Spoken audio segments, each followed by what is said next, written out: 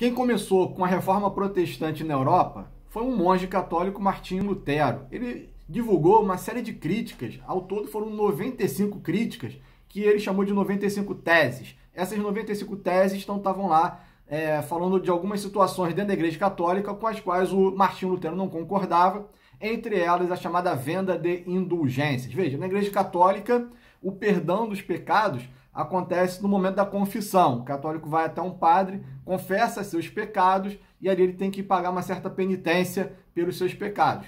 Nessa época, uma das penitências era fazer uma espécie de doação à igreja. Então a pessoa podia pegar um certo valor, algum recurso, doava e isso servia como penitência. Então na prática o que acontecia é como se as pessoas estivessem pagando para serem perdoadas pelos seus pecados. E o Lutero começou a criticar, falar que essa prática, além de estar enriquecendo a igreja de uma forma não muito moralmente correta, ele dizia que isso não tinha utilidade, no sentido de que isso não iria salvar a alma de ninguém. Então essa venda de indulgências foi uma das grandes críticas do Lutero. Então você que está estudando aí Reforma Protestante, não esquece, o Lutero criticava muito as vendas de indulgências. É como se a igreja estivesse vendendo o perdão dos pecados. Ele falava que isso não funcionava, que isso não estava certo e que a igreja tinha que parar de fazer isso.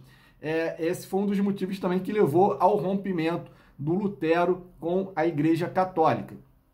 Bem, após ser expulso da Igreja Católica, o Lutero foi excomungado, né? Ele não podia mais participar da comunhão, né? Isso é o significado de ser excomungado, perdeu o direito de comungar. O Lutero, então, vai dar origem ali às suas ideias a uma nova igreja, que muito humildemente vai receber o nome dele, então vai se chamar Igreja Luterana. Igreja Luterana em homenagem ao Martinho Lutero.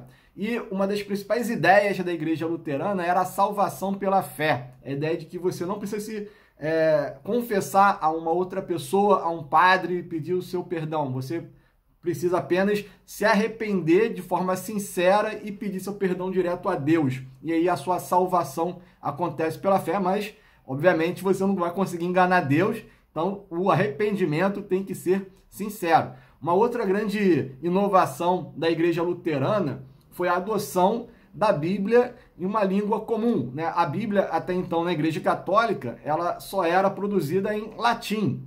E o Lutero vai aproveitar esse momento do Renascimento, ele vai aproveitar esse momento que está surgindo a prensa, onde se torna mais fácil produzir livros.